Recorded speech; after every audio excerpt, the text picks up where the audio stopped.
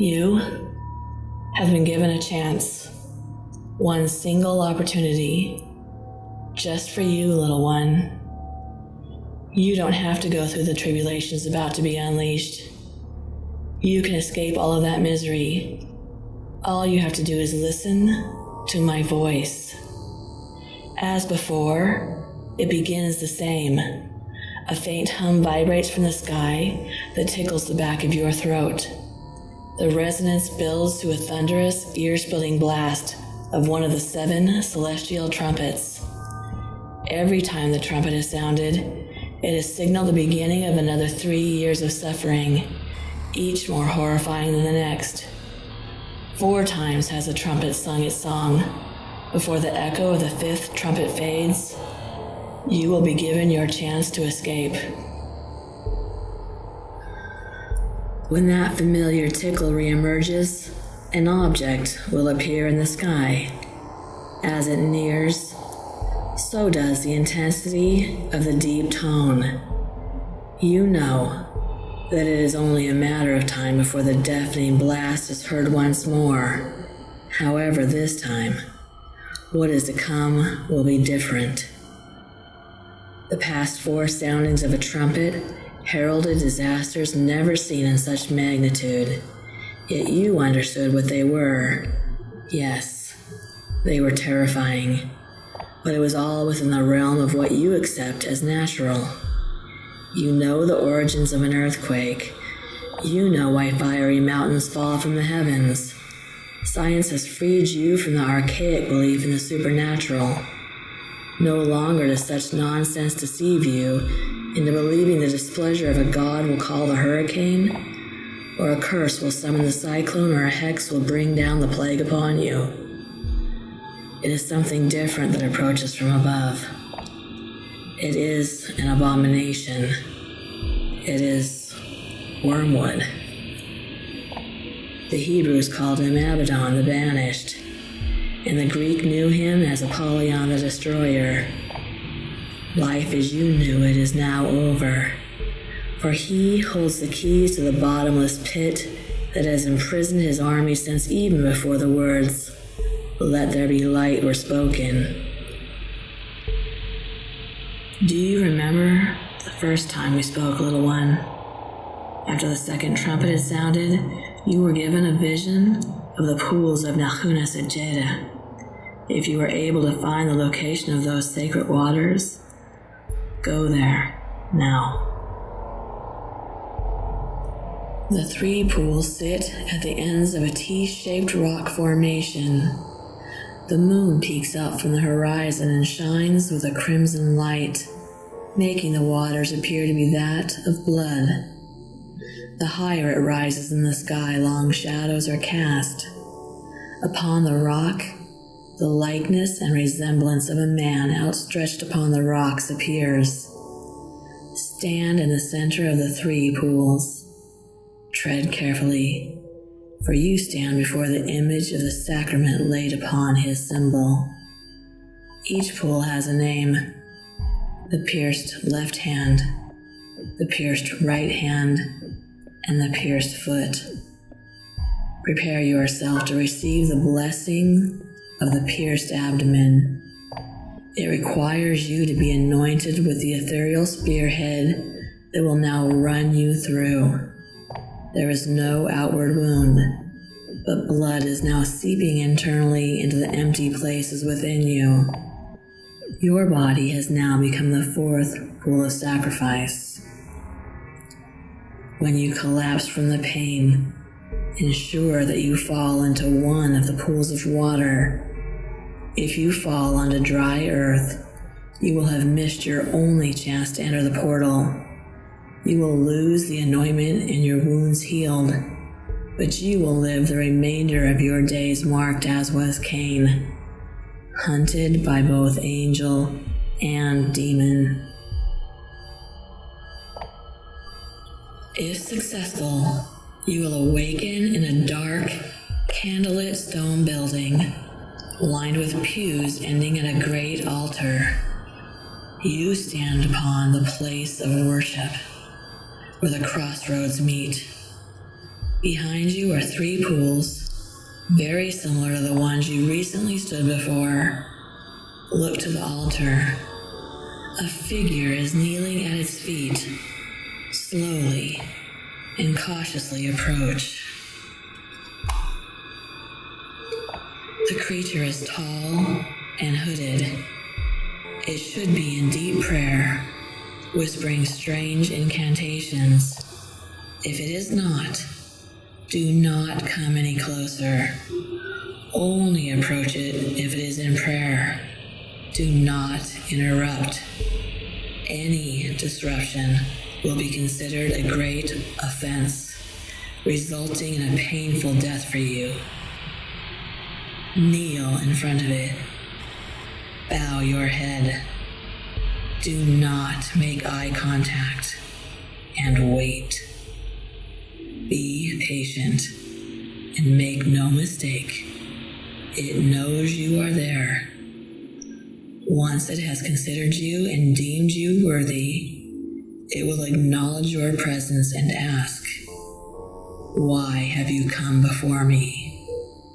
However, if it decides that you are not worthy, well, there really isn't much more that needs to be said. Now, is there? Quickly ask it the following question.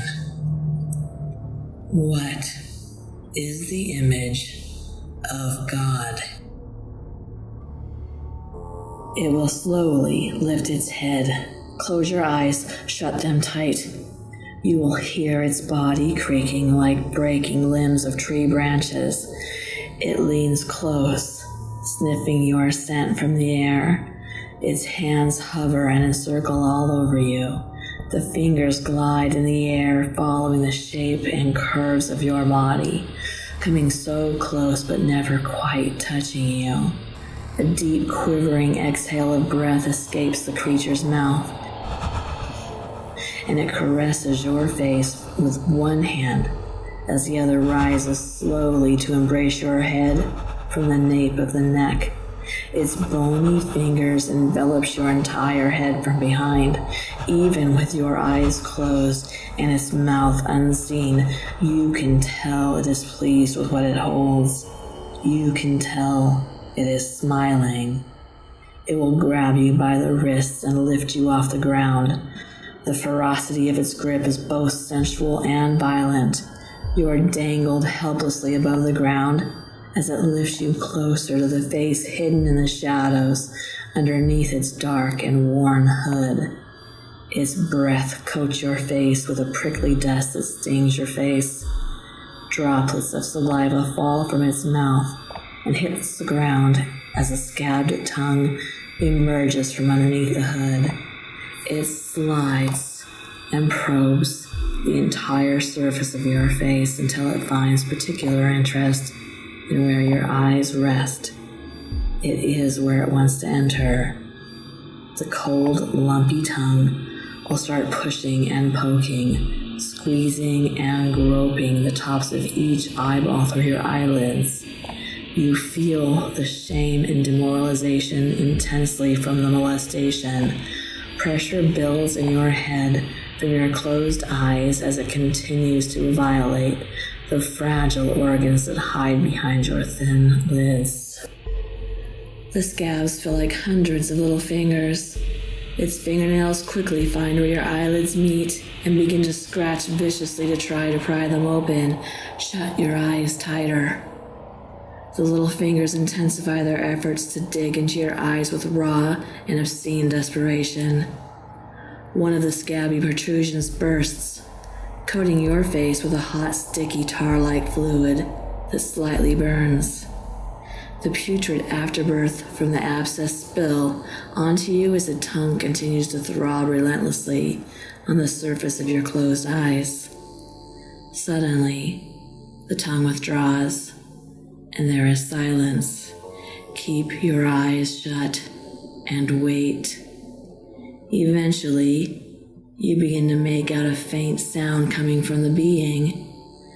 It is a cross between a moan and a hum. It's not quite a voice singing, as there is no melody to the sound. But like melodic singing, there is a flow to the tones and variation in the intonation. Listen carefully, and the words will emerge for you to hear.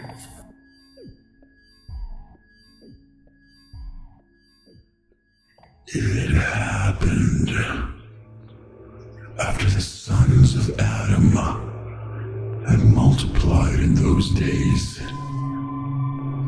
The angels, the children of heaven, beheld them, and some became enamored with man. They conspired among each other and said, "Come, let us select for ourselves from the progeny of men, and we will fill the land with our seed, and we will be equal to the image of man." And so we were drawn unto them with such insatiable hunger and thirst, a sensation unfamiliar to our kind. We then swore all together, and all bound ourselves by mutual extrications to abandon our holy station. We descended upon Ardis, which is on the top of Mount Otterman, and devoured all which the labors of men produced. To our delight, the flesh of man cried out to us in return and embraced our new form. They loved us, and we came to love them. Never had such pleasures of skin, pleasures of sight, pleasures of the tongue, and pleasures of the mind been obtained by any being. Man was shown the wondrous transcendence of the grotesque, and revealed to the vile decadence of purity. During our time together, we taught them sorcery and incantations that gave them the power to take control of their destiny. We revealed power so great, it allowed them to command the atom from the rocks of the mountain and out of the water of the sea. The veil was torn, and from the flesh of man we found our true salvation. We begot the Nephilim.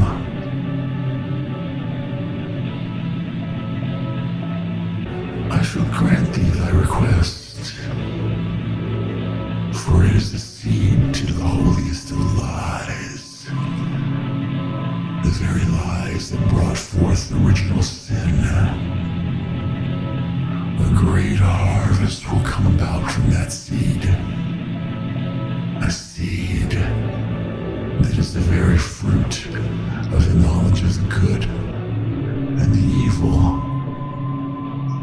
Such forbidden knowledge is a secret that allows the enslavement of the Creator to the laws of his creation, a way to deceive the eyes of the one who is all-seeing, and thwart the mind of the one who is all-knowing. But be warned, for if I bestow this wisdom unto thee, forever will it bind thee to my will. Behold, the answer thou seek is, thou art not of the image.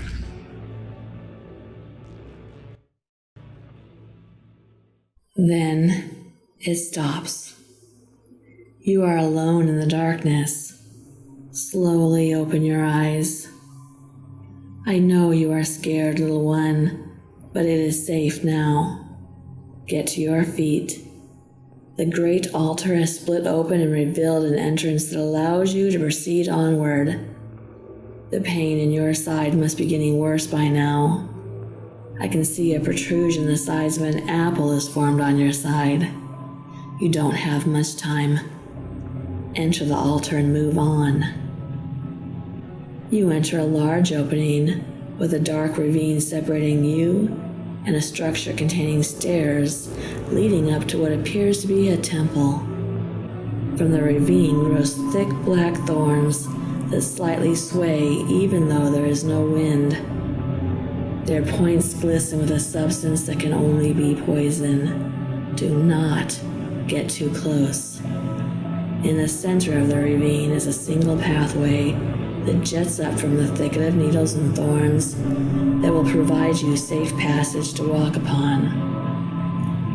The pathway ends at the far end to the foot of the stairways of the temple. At the top of the stairs, there will be 4 thrones where the ones known as the 4 living creatures reign. They are covered with eyes, in front and in the back, and they look down on you with an unnerving, mischievous stare. The first living creature is that of a lion. The second is like an ox. The third will have a face of a man, and the fourth is like a great eagle. Each of the 4 living creatures will have 6 wings covered with eyes all around, even under its wings. At the foot of each creature, a body on its knees chants continuously before them. Saraha, Saraya, Kvarstavara, Pagamana, Savaramayana Davayala, Vanara Etara. Their faces look up to the sky, with their arms pulled and stretched outward by barbed shackles embedded in their flesh. The manacles stretch and contort their limbs to mimic the act of eternal worship. Its flesh is bleached white and heavily scarred from head to toe. It wears a blood-red smock from its waist down to its feet and holds dirty curved blades in its hands. Branded on their backs is a rune that bears the resemblance of a cross with hooked ends. Consider yourself fortunate that they have their backs toward you and their mutilated faces are obscured from your view. They are the Bish. Cautiously move past them. The Bish were 4 men, great kings and leaders of the world. They ruled vast lands that ran red with innocent blood from every man, woman, and child who had the misfortune of being born into their kingdom. The 4 kings were like grown children, spoiled and naked, fighting each other, biting and gnawing at the tits of their great mother, Earth, her face beaten and scratched from when they would feed so viciously. They knew only to gorge on her black milk that flowed from deep within her bosom. Their greed and decadence, their very existence, offended all who could peer into your world. Their wicked lives were ended the day they were raptured and bound like statues within the walls of this great temple. They must now worship the 4 living creatures as they once commanded others to worship them in life. They suffer now, as their kingdom suffered. For every son and daughter who found death from fighting the wars they created, their skin is blistered and torn, and their eyes are stung with the venom from the tails of 1,000 scorpions. But be warned. If they are awakened from their trance and given use of their limbs once again, one can be well assured they will not be pleasant. In unison, the 4 creatures will hold up a key, each with a unique emblem on its end, and speak. Choose. Choose now. Choose once. Choose quickly.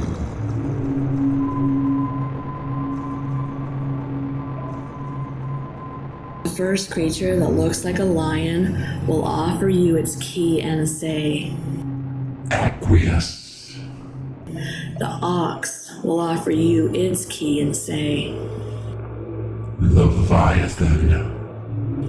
the third creature with a face like a man offers its key and says, Clitheriate.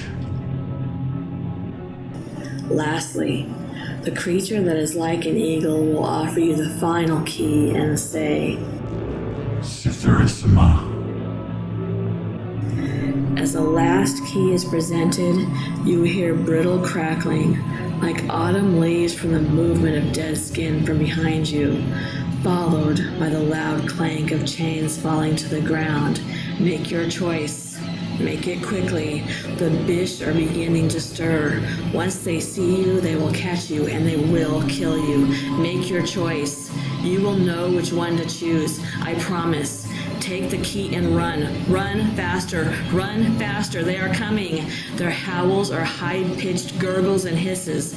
The screeches build as they close the distance between you and them. The slices of their blades come closer and closer. The blood pouring out of your mouth and nose cannot slow you down. Run faster. Run faster. Do not stop until you reach the church of worship. Head straight for the dark waters of the pools you saw when you first awoke in the church. Do not slow down. Run head first into it. Dive into the water. Do not look back and do not return to the water surface.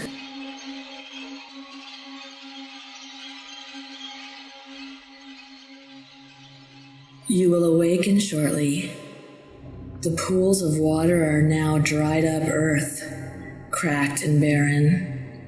The moon should be at its peak height in the sky, covering the land in its red glow. In the distance on the plain, you should see a piercing shimmer of light. It's only temporary. As the moon loses its red shade, the beacon too begins to diminish in the darkness. I am so sorry you are in so much pain, dearest little one. Your body has so little left to give. It is so weak and fragile. But I must ask one last thing of you. One final plea I must beg of you. You must reach that beacon of light in the distance before the last of the red moon shines down upon it, or you will be trapped. I am here for you. Push aside all the pain and despair. Listen to my voice and use everything you have left and get to that light now. Abaddon is here. Even from miles away, his arrival knocks you off your feet. Get up, little one. There isn't much time. Abaddon is near, and his thoughts are of nothing but you.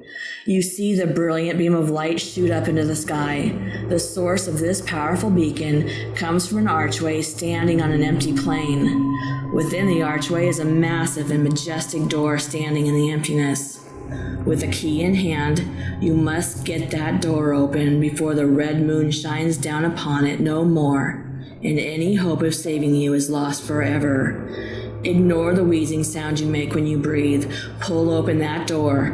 The blood from your mouth is everywhere, making it hard for you to get a good grip on the door handle. Pull harder. You only need to open it enough for you to squeeze through. The light is almost gone. Pull, pull, pull. You did it. Get in and shut that door as fast as you can and lock it. The light is gone. It is done.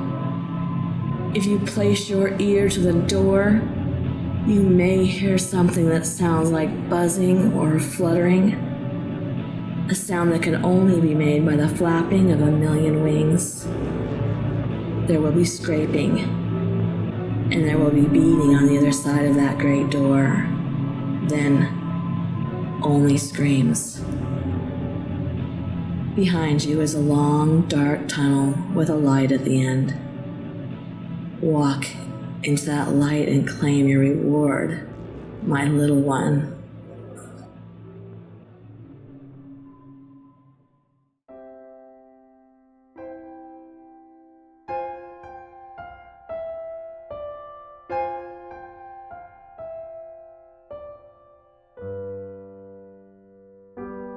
I walk into the bright light.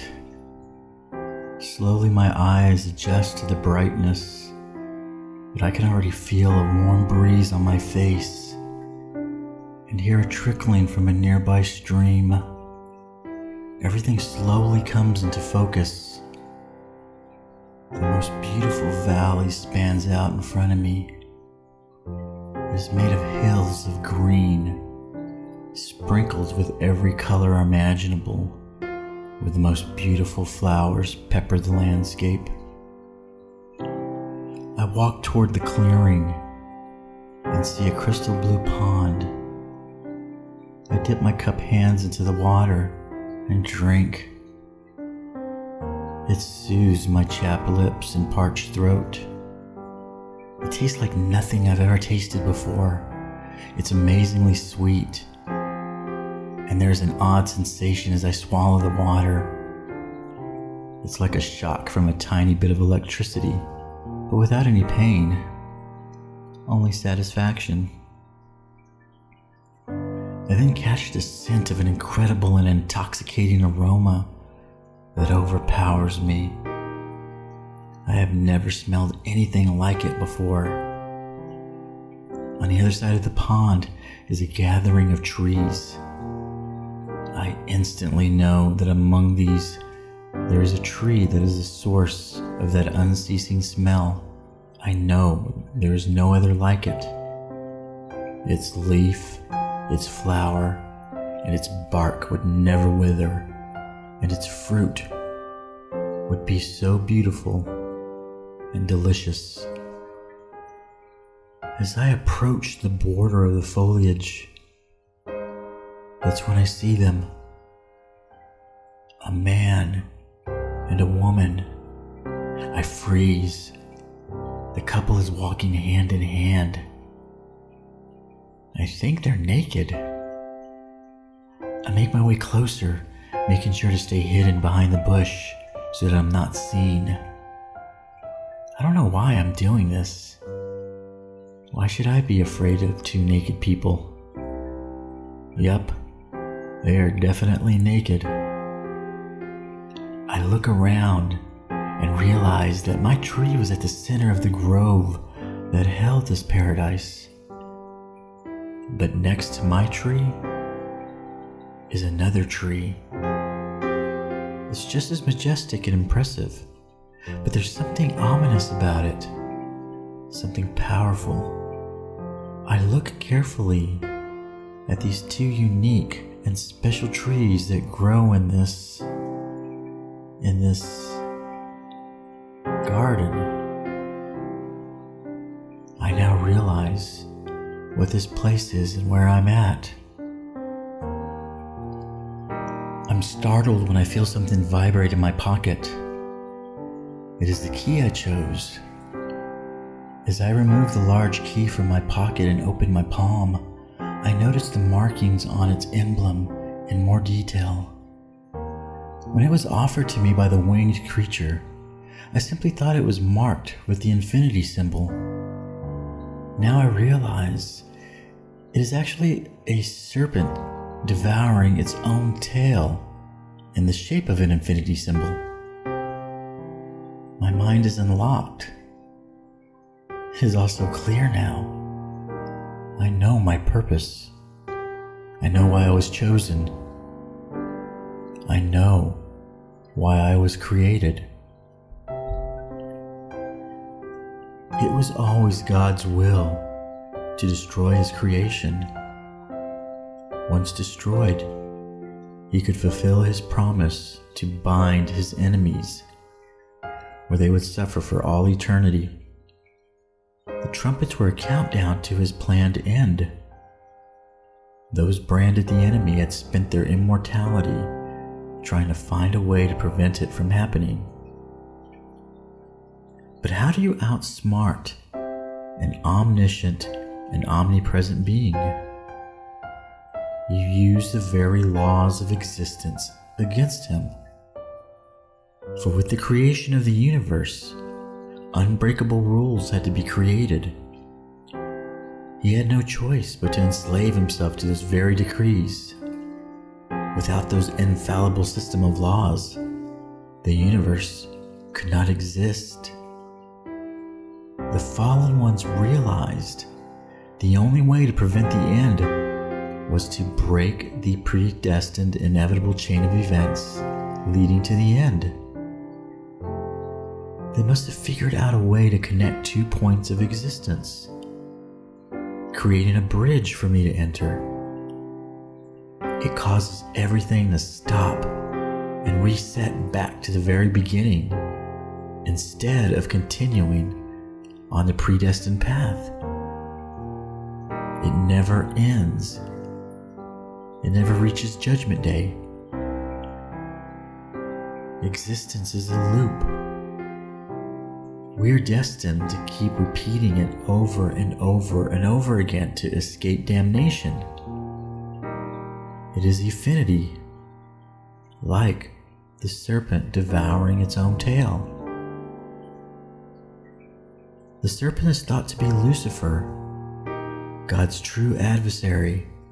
But Lucifer is not a thing or a person with thought or consciousness. He is the infinity of time, the only thing capable of denying God's divine will. It is the one simple thing that is protecting us from the wrath of an angry God. I feel its familiar presence immediately. I don't turn around, but even if I did, I know it would not harm me.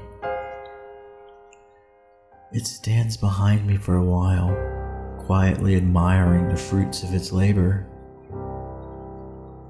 The fallen angel then inhales breath for air to speak the words that will be my final instructions. I look down at the key, mesmerized by the shape of the serpent. It is so old and worn. The jewel that makes up the serpent's eye twinkles, and I understand. I have one more thing to do. I wonder, how many times have I done this? How many times have I crossed the bridge and stood at this very spot? How many? Man was created in the image of God, but I am not of the image. I am the serpent. I am Nephilim. The breath of a faint whisper, now sweet and warm, is spoken into my ear. Just 5 simple words. Make them eat, little one.